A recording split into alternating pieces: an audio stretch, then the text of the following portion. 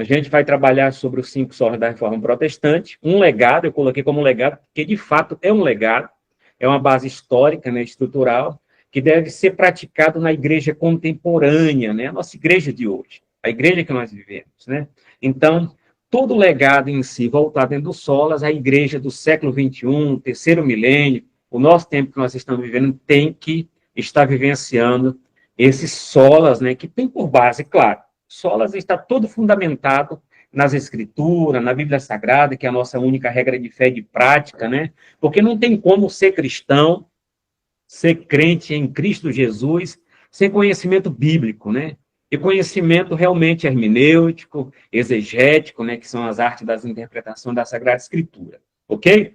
Então, aqui a gente vai apresentar também aqui o Dr. Martim Lutero, eu não sei que você já conhece essa pessoa fantástica, né? Ele já dorme no Senhor já, né? Desde o século XVI em diante, da data de 1545, já que ele já morreu, mas ele deixa um legado aqui muito importante para nós, né? Relacionado às reformas que aconteceram, principalmente usar o singular, a reforma protestante, diante da própria história universal, da própria história do mundo, né, onde que nasce em si uma mudança, né, uma transformação, tá? Então aparece aqui o Dr.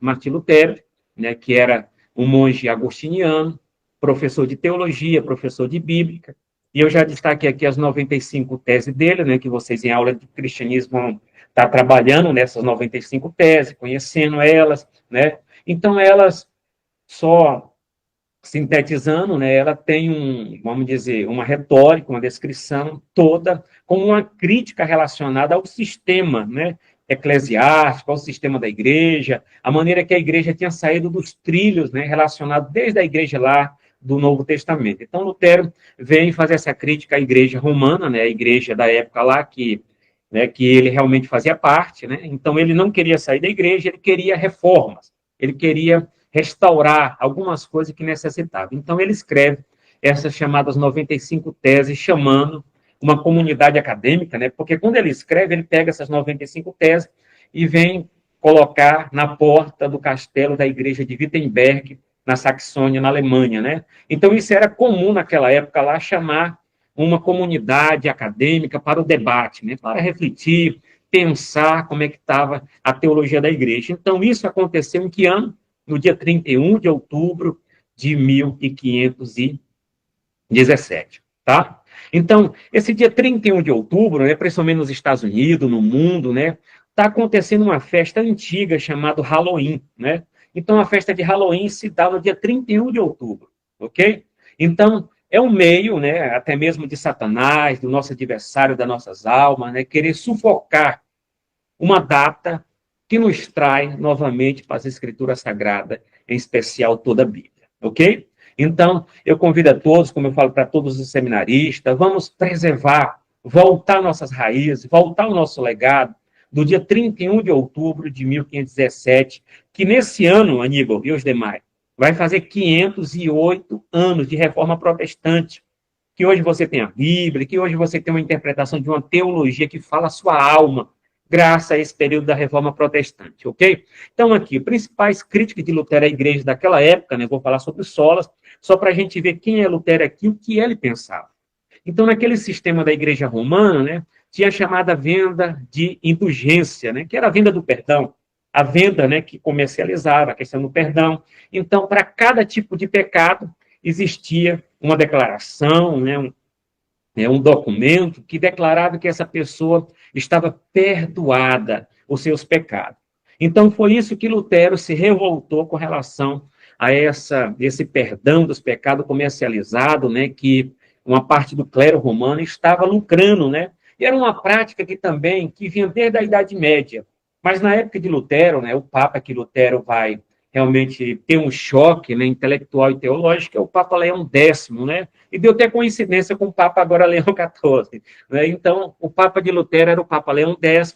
Então, Lutero escreve as 95 teses para realmente protestar com relação a essa venda de indulgência, né, a venda do perdão.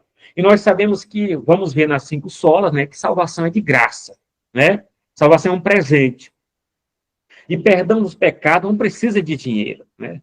Então, Lutero ele levanta contra essa questão. Outra questão é que Lutero levanta contra as falsas doutrinas, né? Excesso de tradições sem base bíblica, né? Isso é muito importante que ele coloca. Existem muitas tradições que não têm base bíblica, que não têm base escriturística, que é fundamentada em textos isolados da Bíblia, e a gente já sabe que texto sem contexto é pretexto para heresia. Então, Lutero lutou contra essas falsas doutrinas, né? Que você, na história do cristianismo, vai ver sobre elas, né? Questão de velas, o marianismo, né? E tantas outras questões voltadas de tradições que vocês conhecem aí dentro da cultura de vocês, que existe, mas que não tem base bíblica, ok? Outra questão que Lutero, ele trabalha, isso é importante hoje, é muito atual para nós, que a gente vai ver, a salvação pela fé, não por obras ou pagamentos, tá? Então, é isso que a gente vai estudar em um dos 5 solas, né? Sola fide, né? Sola fé, né? Então, nesse caso aqui, nós vamos trabalhar isso, já vem de Lutero também. Outra questão também que Lutero coloca, a corrupção do clero, né? Então, desde o século XII, do período medieval, né, que as pessoas usam a palavra latina tenebrae, né, idade das trevas, noite escura, né, do período medieval. Então, teve um período lá do século XI, século XII, que tem a chamada decadência papal, né? A questão da imoralidade, das hipocrisias, da não vivência, né? E outras coisas que Lutero vai se revoltar, escrevendo as 95 teses contra esse tipo de coisa que acontecia. Outra questão também é a chamada simonia. Vou perguntar para vocês, que tivesse tempo aqui para a gente estar, mas vocês ficam à vontade, né? A questão da simonia vem desde aquele mago chamado Simão, que ofereceu dinheiro para Pedro, para que Pedro transmitisse para ele, né? Quando colocasse a mão sobre o povo, ou fosse batizado com o Espírito Santo, etc. Então, é a venda do sagrado, né? E o nepotismo é o favorecimento de parentes e etc., que tinha nesse período papal, que muitos papas estavam favorecendo seus parentes e pessoas próximas a ele, etc. E Lutero, realmente, ele protesta contra esse tipo de coisa também que acontecia. A exploração da fé, o comércio de relíquias, né, e objetos sagrados. Isso na época de Lutero e de Calvino já tinha muito, né? Porque naquela época as pessoas falavam o seguinte: eu tenho um pedaço da cruz de Cristo. Eles estão 16 séculos depois de Jesus, entende? É muito tempo. Então as pessoas diziam assim: eu tenho um pedaço da cruz, eu tenho uma água benta, eu tenho um choro do João Batista, eu tenho um dente de João Batista, eu tenho um choro da Virgem Maria. Então, quer dizer, as pessoas usavam esse tipo de relíquias, de objeto, né? De vendendo para as pessoas. Então, Lutero se revolta com todo esse contexto relacionado que está vivendo e que faltava o quê? Conhecimento bíblico da palavra de Deus, tá? Então, é isso que ele levanta. Outros reformadores que vêm, a gente coloca na primeira geração de reformadores, vou falar quando eu colocar mais na frente aqui sobre eles aqui, Ulrico Zwinglio, né, que viveu, era contemporâneo de Martim Lutero, que fez uma reforma na Suíça, né, de Zurique, né, Zurique na fala de alemão, que ele, né, falava alemão, e de lá ele escreveu, Lutero escreveu 95 teses, Zwinglio escreveu em torno de 67 teses, realmente debatendo contra a Igreja Romana. E naquela época também era comum que, quando um reformador protestante e um católico vinham, eles debatiam. E quem ganhasse o debate, a cidade em si, ou ia ser protestante, ou ia ser católica. E nesse fato aqui, Zwinglio ganhou o debate na cidade de Zurique, e toda a cidade da Suíça realmente se tornou protestante, e ele escreveu 67 teses. Então, ele era contemporâneo de Lutero, uma figuração muito importante na história. E outro que aparece aqui da segunda geração de reformadores é João Calvino. João Calvino, muitas pessoas criticam João Calvino, mas João Calvino é o grande hermeneuta. Nosso professor Felipe, né? João Felipe vai ser o professor de hermenêutica, de exegese. João Calvino é um dos maiores exegetas da história, né? Nós comungamos, nós se alimentamos, né, de todo o contexto. Inclusive, tem um presente, nosso professor William, foi estudar em Portugal, 2 institutas, né, que é a teologia sistemática, os escritos que João Calvino tem, tá? Então, ele é muito importante na história, né, e principalmente na história bíblica, no conhecimento teológico, né, que vocês vão ver teologia calvinista, teologia reformada, é de João Calvino, ok? E eu estou com uma Bíblia aqui muito importante, que eu não vou pegar muito tempo aqui, porque o tempo está muito curto, a Bíblia de Genebra, né, que teve a coordenação de João Calvino, uma Bíblia que atravessa o tempo, que nós estamos aqui com ela, que tem estudos de rodapés, né, todo o contexto bem trabalhado dentro dos pensamentos de grandes nomes que ele estava. E ele funda também uma universidade, a Universidade de Genebra, né, que eu vou falar um pouquinho sobre ela lá. João Knox é o pai do presbiterianismo na Escócia, tá? Então, é ele que usa aquela expressão que muitos usam em pregação de missões: Senhor, me dá a Escócia, senão eu morro. Então, João Knox é o pai das igrejas presbiterianas, né, que lá na Escócia é chamada Igreja Presbiteriana. No continente é chamada Igreja Reformada, mas é a mesma Igreja Presbiteriana. Tá? Então, cada um contribuiu para a expansão da Reforma Protestante, para a volta nas Escrituras, para o que nós vamos trabalhar nas 5 solas da Reforma Protestante. Ok?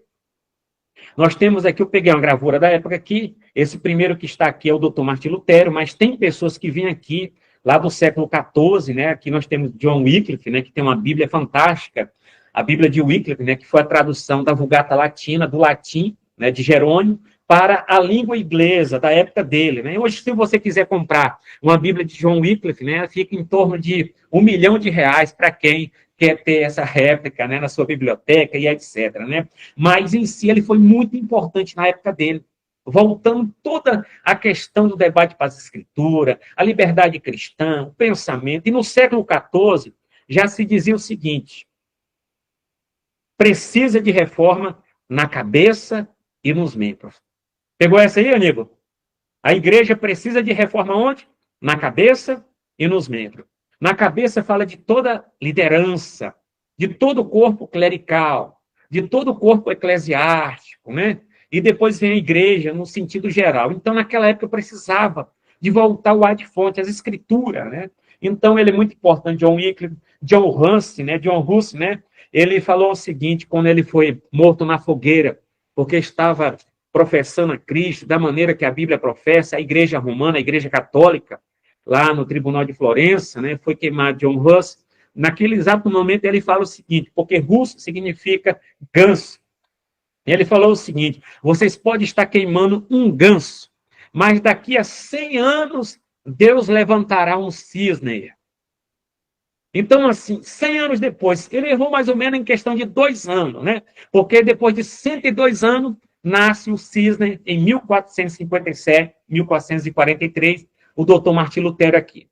Morre na fogueira, o ganso, John Huss, mas depois de 100 anos, 102 anos, nasce o cisne, doutor Martim Lutero, que coloca as 95 teses lá na porta do castelo da igreja de Wittenberg, no dia 31 de outubro de 1517, né, que vem proclamar o sentido da nossa liberdade religiosa, da nossa liberdade de pensar a Bíblia Sagrada, tá? Então, pegando aqui, entre os pilares mais importantes da reforma estão a democracia, o governo do povo.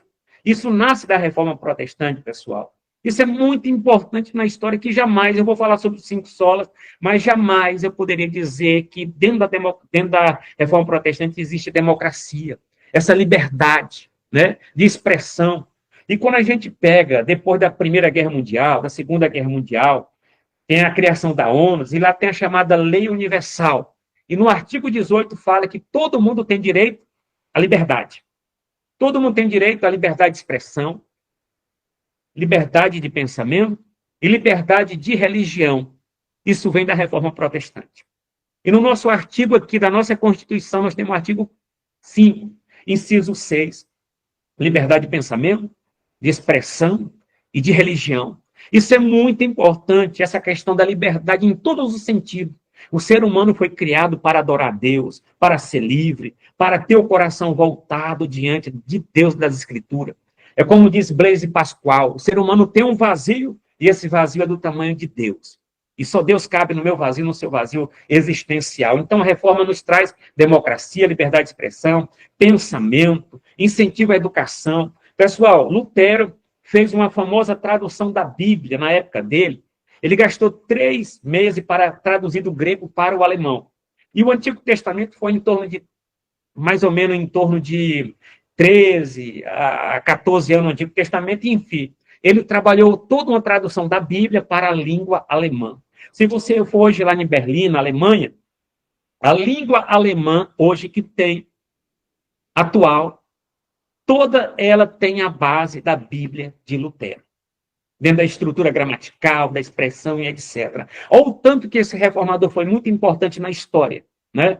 Então, tem uma Bíblia muito bem trabalhada lá, e a linguagem, a estrutura da língua alemã hoje moderna, graças à Bíblia de Martim Lutero. Inclusive, tem aqui a questão que a Bíblia de Lutero, ó, ela não é da época lá, mas tem estrutura com todas as interpretações, tal, que o professor de bibliologia vai falar para vocês sobre essa grande relíquia no tempo e no espaço, tá? Então, Lutero, ele traduziu a Bíblia, correto? Mas, pessoal, ele viu que a maioria do povo não sabia ler e nem escrever. Então, o que adianta ter uma boa tradução da Bíblia e o povo não saber ler? Então, a arma que a reforma teve, Lutero teve, foi ensinar o povo a ler, educação pública e etc. Isso vem da reforma protestante. Nós vemos também o seguinte, ele com o príncipe eleitor, que era o rei, o governador da Saxônia, né, naquela época, tal. Então, eles trabalharam professores, coordenadores, para que pudessem ensinar o povo. E depois, na figura também, na segunda geração de reformadores, tem aqui, ó, João Calvino, a fundação da Academia de Genebra, que hoje é a Universidade de Genebra, a questão de educação pública, amigo, levar o povo a ler. Diante da reforma, vamos dizer, da Igreja Católica, chamada Contra-Reforma, no Concílio de Trento, Tridentino, de 1545, você vê o seguinte, irmã Neusilene quer falar? Ribomão ou não? Não, não, desculpa, não foi não. Ah, tá, tudo bem. Então, na reforma do Concílio de Trento, né, que foi um movimento contra a reforma protestante, os jesuítas, que era a Companhia de Jesus, eles decidiram o seguinte, que não valia também, né, ter toda aquela reforma dentro da Igreja Católica e o povo não soubesse ler. Então, eles usaram toda uma técnica, né, que era a arma deles, era a educação. Ensinar crianças, pré-adolescentes, jovens, adultos a ler. E Lutero, na reforma protestante, também faz a mesma coisa, e melhor ainda, claro, né? Ensinar o povo a ler, para que pudesse transmitir o evangelho, a palavra de Deus, levar o povo a ter a livre agência de você estar analisando o texto, sem precisar, vamos dizer, de uma estrutura de mandamento que tira a liberdade de você de ler as escrituras. Então, graças a esses homens aqui, nós temos o Henrique VIII, a Igreja Anglicana, a Igreja Estatal, e outros nomes que aqui está, mas a base que a reforma e os pilares que ela nos traz, tão importante na reforma protestante, é o que? Democracia, liberdade, educação e outras coisas mais, né? Então, aqui o doutor Martim Lutero, ele, quando chamou a academia, o próprio clero romano, a Igreja Católica, para pensar as 95 teses, todavia, ele não queria sair, ele foi expulso da igreja, né? Ele foi excomungado, né, da Igreja Católica Apostólica Romana. Todavia, Lutero, na dieta de Worms, né, dieta não é de emagrecer, não, foi uma reunião, né, que teve com os cardeais, com os bispos, arcebispo, tinha o grande imperador Carlos I, que estava lá também, né? Então, na dieta de Worms, em 1521, que Lutero vai ser expulso agora, né, excomungado da Igreja Católica, porque as 95 teses aconteceram, foi no dia de 1517, o ano, né? E ele passou o quê? 3 anos ainda dentro da igreja, 3 a 4 anos. E no ano de 1521 que ele vai ser expulso. Aí você pega aqui, ó, incluindo a sua posição sobre o Papa. Ó, a menos que eu seja convencido pelo testemunho das Escrituras ou pela razão evidente, pois não confio nem no Papa e nem nos concílios, visto que é certo que frequentemente é raro e se contradisseram. Estou preso pelas escrituras sagradas que citei. A minha consciência cativa a palavra de Deus. Não posso e não quero me retratar de nada, pois não é seguro e nem correto agir contra a própria consciência. Aqui estou, não posso fazer outra coisa que Deus me ajude a mim. Cara, aqui está a questão que coloca as escrituras no devido local que ela tem que estar como centro de toda a cristandade e também do próprio universo das nossas vidas. A Bíblia é a nossa regente em tudo, Aníbal. E Lutero coloca as escrituras acima do papado, acima do clero romano, acima da própria igreja nossa em si, hoje existencial, porque é a Bíblia que nos rege. É aqui que a gente vai desaguar para a questão de que dos 5 solas da reforma protestante, né, que eles vão se trabalhar no decorrer da própria história do cristianismo, da própria história da igreja, correto? Então, os 5 solas são proposições teológicas que sintetizam os pilares da reforma protestante, aquilo que eu citei, que Lutero coloca nas 95 teses, elas expressam em 5 frases latinas, né, porque o solas, a palavra sola, né, é latim, tá? Os princípios fundamentais fundamental da teologia reformada. A palavra latina sola, só vamos olhar aqui um pouquinho o radiador. Para não dar uma esquentada aqui, Nilma. Então, a palavra sola significa somente ou unicamente, reforçando a exclusividade desse princípio. Não, quando a gente usa a palavra sola, nós usamos um significado maior, né? Somente, né? Então, a expressão cinco sola não foi utilizada durante o período da Reforma Protestante, né? Ele não foi formado por Lutero, nem Calvino, os demais reformadores. Acredito que essa formulação tenha surgido no período, né, que foram criados catecismo, confissões de fé protestante, inclusive aqui na Bíblia de Genebra eu tenho aqui ó, a confissão belga, que vocês vão estudar aí em teologia, né? O catecismo de Heidelberg, que é muito importante, os canos de Dort, a confissão de fé de Westminster, né? E as confissões e os credos que têm como interpretações, né, que são autorizadas da Bíblia Sagrada. Então, esses cinco solas, né, eles são formulados dentro desse catecismo e dentro da própria história do cristianismo, tá? Ó, como slogan da teologia reformada, os cinco solas passa a ser amplamente utilizado no último século pelos cristãos, tá? Então, coloquei assim, como aqui é um seminário, é uma aula magna, rápida, né? Mas para provocação de vocês, para vocês procurar o professor, eu coloquei aqui em 1554, Filipe Melânctito, que era um professor de grego, contemporâneo de Lutero, ele é muito importante, ele que vai ser o sucessor de Martim Lutero, menciona sola graça, né? Somente a graça, sola fide, ao tratar da dependência da graça divina para a salvação. Embora tenha usado esses termos, não estabeleceu como pilares da fé protestante, tá? Mas ele fala sobre a questão de somente a graça, somente a fé. Em 1916, nós temos Teodoro, né, teólogo luterano, publica um artigo destacando três solas.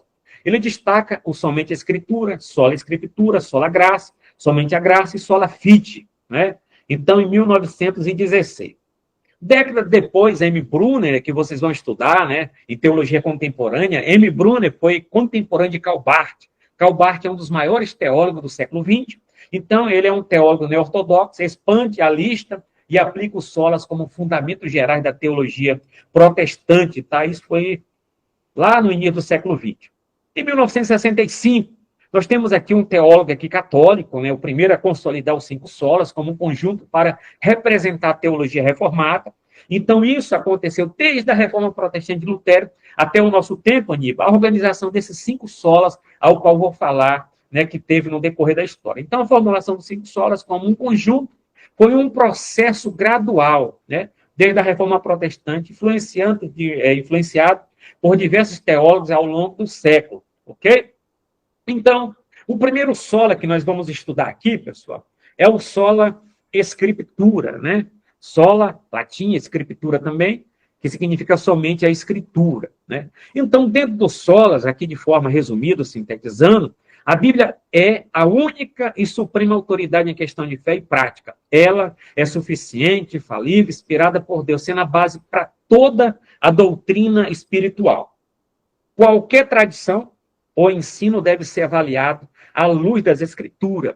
Então, a Bíblia é a nossa pedra de toque, é a nossa base, a nossa juíza, né, para realmente dizer que uma coisa está certa ou está errada, com relação a uma boa interpretação que o nosso professor João Felipe vai falar em hermenêutica e exegese, dentro de uma interpretação, dentro de uma chave bíblica relacionada. Mas a Bíblia está em cima das tradições, está em cima da nossa experiência pentecostal, experiência tradicional.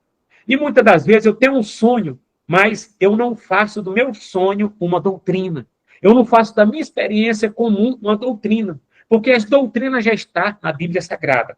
E se de fato eu tenho um sonho ou uma profecia, essa profecia tem que ser julgada à luz das Escrituras, porque a Bíblia é a nossa autoridade de fé, em todos os sentidos, é a autoridade final.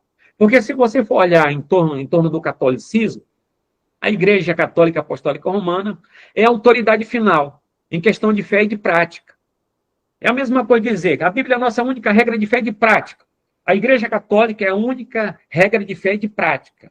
Para nós protestantes, não. A Bíblia está acima da Igreja, a Bíblia que rege a Igreja, a Bíblia que é a nossa única fé, regra de fé e de prática, e a Bíblia que é a nossa autoridade final em todos os sentidos. É a mesma figura que o professor colocou lá de Filipe e o eunuco da rainha de Candace, né? Ele lia, mas precisou de uma chave hermenêutica para entender o que lia. Porque ali está a autoridade, está a essência, está o alimento. E Paulo diz em Romanos, a nossa fé vem pelo ouvir, e ouvir a palavra de Deus. E essa palavra de Deus tem que ser bem interpretada. Então, nesse sentido, as tradições papistas, a questão do Papa falando ex-cátedra, né, usando a questão de um sermão e etc., todos têm que ter por base a Bíblia Sagrada. No século XVIII, dizia que a razão era a rainha de todos os ditames. Para nós, não é a razão, é a Bíblia. A Bíblia está acima de tudo. Fechando essa parte de sola escritura, nós temos aqui, para a gente não deixar de citar um texto bíblico, 2 Timóteo 3,16, que vocês conhecem de cor e salteado. Toda a escritura é inspirada por Deus. A palavra grega significa theopneustos, que significa que toda escritura, irmão, é soprada por Deus. Ela é viva. Ela é fechada ou aberta, é a palavra de Deus. Ela tem a inspiração de todos os livros que nós temos, da Tripitaka, do budismo, do islamismo, das maiores religiões. O único que tem como livro sagrado é a Bíblia Sagrada, a palavra de Deus, né? Então, ela é soprada, inspirada por Deus. É útil para quê? Para o ensino, para a repreensão, para a correção e para a instrução na justiça. É aquilo que Paulo falou para Timóteo. Meu filho, viva aquilo que você aprendeu das sagradas letras, da tua avó, da tua mãe Eunice. É isso que nos leva para o céu. É a palavra de Deus, é só a escritura, né? Então, fechando essa parte do primeiro, a Bíblia é a nossa única regra de fé e de prática. O segundo sola que nós vamos trabalhar aí é a questão de sola fide, somente a fé. A justificação é recebida pela fé em Cristo, sem adição de méritos pessoais ou rituais religiosos. Essa fé, no entanto, não é uma crença superficial, mas uma entrega total e a confiança na obra de Cristo, resultando em uma transformação genuína. Lembra que Lutero realmente criticou que a salvação é pelas obras? Não, a salvação não é pelas obras. A salvação é pela graça mediante a fé.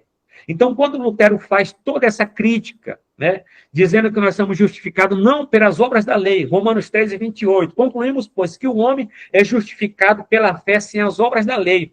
O que Paulo quer dizer das obras da lei? É a questão da guarda do sábado, é a questão da circuncisão, é a questão da lei do cachirute, que é a lei dietética, isso é puro, isso não é puro, né? A questão dos calendários judaicos.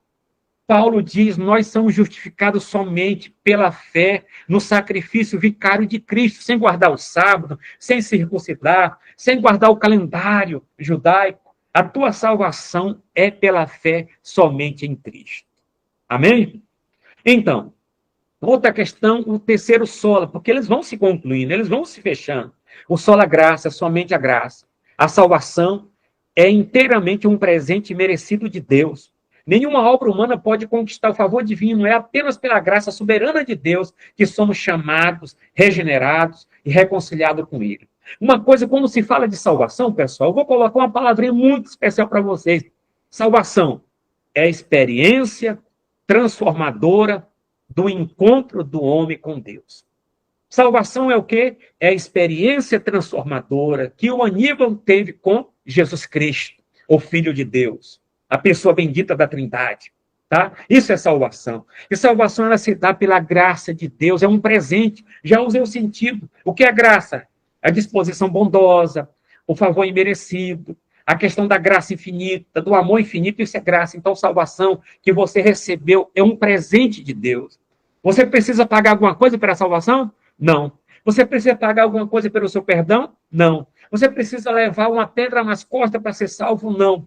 Cristo já pagou o nosso resgate. É a palavra redenção. Ele pagou o nosso resgate. Ele nos tirou das trevas para sua maravilhosa luz. Isso é salvação, é um presente. Muitas das vezes eu fico na minha cabeça, eu sou salvo ou não sou salvo? Eu sou crente ou não sou crente? Eu perdi a salvação? A resposta é não. Se você recebeu esse presente da parte de Deus, você hoje é justificado. É um cidadão do céu e da terra. Você tem duas cidadanias, uma terrestre e uma celeste. Eu vou parar porque o tempo já está indo, né? Mas é muito importante. Vou citar um texto, Efésios 2. Você pode pegar do versículo 1 até o 8. Porque pela graça sois salvos, por meio da fé. E isto não vem de vós, é o quê? Dom de Deus. Graça. Então, nossa salvação é pela graça, mediante a fé. É um presente. Foi isso que o doutor Martim Lutero, o monge agostiniano, professor de teologia de Bíblia, em 31 de outubro de 1517, levantou. E falou, salvação não é pelas obras. Salvação não é comprada, não é paga. A salvação é pela graça somente. E somente Cristo pode te dar e dar para outras pessoas que ainda não têm. Talvez alguém está gritando, atravessa a Macedônia. Quem sabe o teu vizinho de muro, teu vizinho de trabalho, atravessa a Macedônia e me ajude. Então você tem um presente hoje, salvação, para levar esse presente para outras pessoas. Hoje nós temos acesso à Bíblia Sagrada. Conhecereis a verdade vos libertará. João 8:32. 36. Se o Filho vos libertar verdadeiramente, sereis livre. Liberdade. Isso que a reforma protestante, através dos 5 solas, nos trouxe, né? Então é muito importante aqui. O quarto, para nós estar fechando, sola Cristo. Somente Cristo. Lá no século IV, Atanásio disse, né? Se Cristo não for Deus, está todo mundo perdido. Quando ele escreve um livro sobre a encarnação do Verbo. Se Cristo não for Deus, está todo mundo perdido. E de fato é. Tem que ser o Cristo vivo, o Cristo que pode mudar a tua realidade, mudar o contexto da tua família, o projeto de vida que você tem, o Cristo que pode preencher o nosso vazio existencial. Foi isso que os reformadores, no 5 sola, no decorrer da história do cristianismo, projetou. Cristo é o único mediador entre Deus e o homem, uma citação de Timóteo. A salvação não depende de instituições religiosas, pode ser quais for, ou intercessores humanos, né? Porque Lutero até falava, Aníbal, para você conversar com Deus, você tinha que ir lá no sacerdote ou no bispo, ou você tinha que ir no arcebispo, tinha que pagar. Lutero falou o sacerdócio de todos os santos. Você não precisa de office boy para chegar diante de Deus. Você chega diante de Deus porque o véu do templo se rasgou de alto a baixo e você tem acesso hoje. Foi isso que Lutero levanta e diz, você não precisa do sacerdote lá para chegar diante de Deus. Então ele construiu a doutrina sacerdócio real de todos os santos, de você ajoelhar diante de Deus e o Deus eterno te atender. Né? Então é isso, mas exclusivamente da obra redentora de Cristo, sua vida perfeita, morte sacrificial e ressurreição gloriosa. Irmãos, diante da nossa adversidade, do momento difícil que nós estamos passando, lembra do sacrifício de Cristo. O sacrifício vicário de Cristo é resposta para a minha dor, para a tua perseguição, para as lutas que você passa. Então, Cristo é a resposta para tudo aquilo que nós estamos dependendo de uma resposta para nossas vidas. Cristo e ninguém mais. Buda? Não. Hare Krishna? Não. E outros grandes personagens da história? Não. Cristo. Jesus Cristo, Filho de Deus, que pode salvar o ser humano dos seus pecados. Atos 4:12. Em nenhum outro há salvação, porque também debaixo do céu nenhum outro nome há dado entre os homens pelo qual devemos ser salvos. Então fechou, cara. Fechou aqui. Não existe outro ser para nos levar para o céu. João 14:1. Eu sou o caminho, a verdade e a vida. Ninguém vai ao Pai a não ser por Cristo. Lutero disse uma palavra em alemão. Eu não sou muito bom de alemão, não sei alemão. Quem sabe é Joelma, o doutor Adilto, Neusilene, Aníbal, né? Mas ele fala assim, doutor Martim Lutero, somente aquilo que nos leva a Cristo. Somente aquilo que nos leva a Cristo. E nada mais pode nos levar a Cristo. O Espírito Santo nos traz, né? Para nós confessar a questão, nos convencer do nosso pecado, da justiça e do juízo. Mas Cristo agora nos leva diante de Deus. E ele fecha a questão, Pai, está tudo consumado. Entrega o Espírito, o sacrifício ao Pai, a primeira pessoa da Trindade. Testolestais está consumado, fechado. Cristo é a resposta da nossa salvação. O último sola deu glória, né? Glória somente a quem? A Deus. E quem é esse Deus? Pai, Filho e Espírito Santo. Quem é Deus? Pai, Filho e Espírito Santo. Deus é um Deus que subsiste em 3 pessoas. Pai, Filho e Espírito Santo. Iguais, essas 3 pessoas, em poder, glória e majestade. É a Trindade, é a triunidade de Deus. Tudo na criação, na salvação, existe para glorificar exclusivamente a Deus. A vida cristã deve refletir essa verdade, rejeitando qualquer vanglória humana e vivendo em obediência e adoração ao Criador. Não é? Então, 1 Coríntios 10:31, portanto, que com mais que bebais, ou façais qualquer outra coisa, fazeis tudo para a glória de quem? De Deus. Então, a glória é direcionada a Deus. Não existe essa questão de veneração, de hiperdulia, né, que é a questão da veneração a um ser, a outra questão de veneração a outro ser. Só existe um culto público, e esse culto é para Deus. Somente Deus a glória. E Deus não divide a sua glória com ninguém. Ele criou o universo para a sua glória, criou o ser humano para a sua glória, e o ser humano está aqui para servir e esperar ele até o dia que ele vai nos buscar. E a glória toda é para ele. Fechando aqui, toda a glória pertence exclusivamente a Deus. A conclusão, a herança total que a gente tem na Reforma Protestante é o quê? No século XVI, a Reforma Protestante emergiu como um movimento de renovação espiritual e doutrinária, resgatando os fundamentos da fé apostólica. Lutero volta ao Novo Testamento. A Bíblia está acorrentada, nem todo mundo tem acesso, desde o Concílio de Tolosa, que realmente vem trancar a Bíblia em uma jaula, em uma cláusula, e Lutero, vamos abrir a Bíblia para o povo. Então, o resgate da fé apostólica, a nossa fé apostólica, porque o nosso conhecimento de Bíblia vem dos apóstolos, é isso que Lutero traz. Os 5 solas sintetiza essa restauração, afirmando a suficiência das Escrituras, a centralidade de Cristo, a primazia da graça, a justificação pela fé somente, que é um ato judicial, Aníbal, a justificação. Eu era ficha suja, agora eu sou ficha limpa diante de Deus. Eu estava como um pecador, agora eu estou como um santo diante de um Deus supremo, né? Isso é justificação. Esses princípios não foram apenas um manifesto teológico contra o desvio da época, mas continua a ser um farol doutrinário para a igreja contemporânea de Moçambique, do Brasil e do mundo, preservando a fidelidade do evangelho, ao evangelho e reafirmando a soberania de Deus na salvação.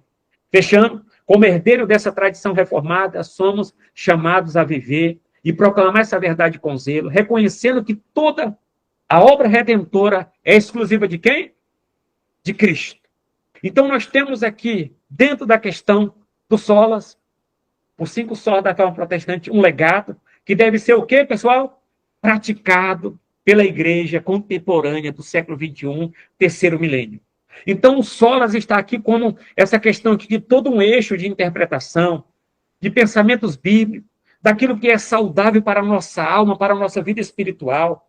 Você não é urubu para comer carniça. Nós somos cidadão do céu para comer o melhor cardápio, o melhor aperitivo ao qual o Espírito Santo nos coloca, que é a Bíblia Sagrada, a palavra de Deus, que é o nosso alimento para a vida eterna. Então, fica aqui com a questão dos 5 solas, somente a Bíblia, somente a fé, somente a graça, somente Cristo, somente a Deus, a glória.